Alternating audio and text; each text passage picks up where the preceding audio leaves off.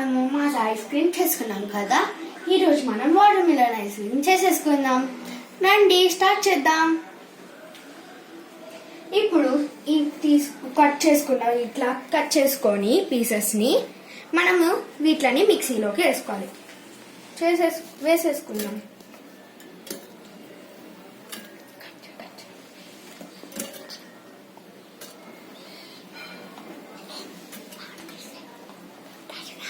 ఇలా అన్ని మిక్సీలోకి వేసుకోవాలి.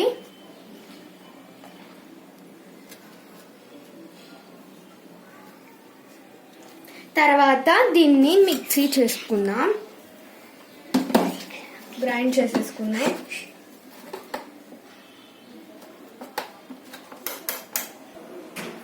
ఇలా మిక్సీ పట్టేసుకొని వడగట్టుకోవాలి.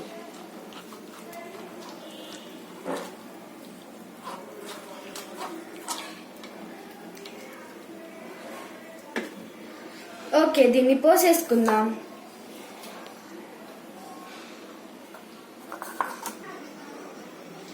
ఇలా పోసేసుకొని వీటిలో క్యాప్స్ పెట్టుకొని ఇంకా ఫ్రీజ్ చేసేయడమే.